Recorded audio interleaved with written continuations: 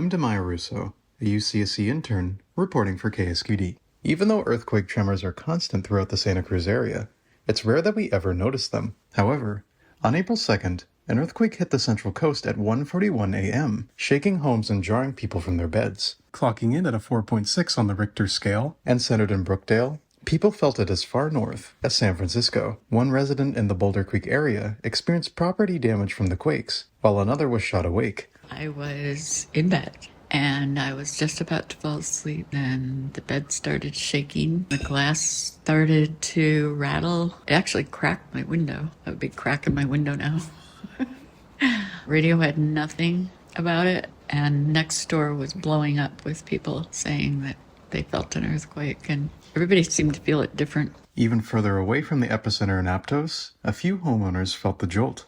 Turning the news on and looking at my phone and trying to figure out what happened. It wasn't on the news. I found it on Nextdoor, and that's when I found out that there was like a 4.9 earthquake. Side note, the initial magnitude of 4.9 reported by most sources was eventually changed to 4.6. There was a pretty big one up here, and the whole house was rocking back and forth, and it shook me up out of bed. It woke me up. I was definitely disoriented. Then when I realized what was happening, I jumped up and I ran downstairs to check on my family and make sure that they were okay. It was actually funny. I was trying to put my pants on, and I couldn't stand straight up. I kept falling to the side trying to get my leg in my pants. The event shook quite a few residents not only due to the abruptness of the quake, but also because it reminded them of two notorious words, Loma Prieta.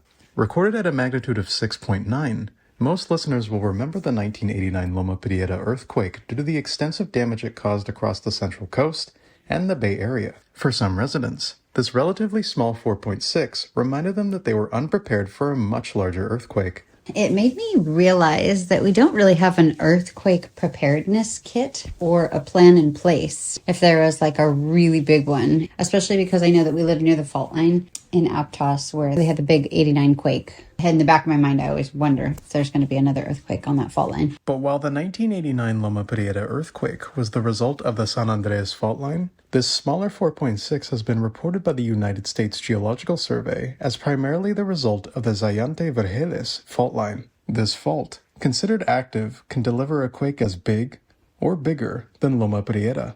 Thankfully, it hasn't in recent memory.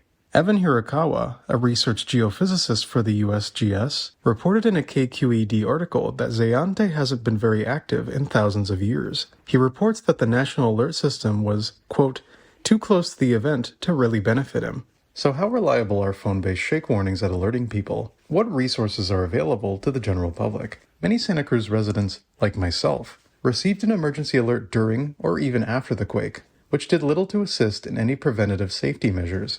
But there are resources used by public officials and locals to alert themselves or others about larger earthquakes, even smaller ones. The most commonly used is an app called MyShake, which only alerts users when an earthquake with a magnitude of over 4.5 is predicted. Additionally, Shake Alert provides educational content on earthquake safety along with alerts.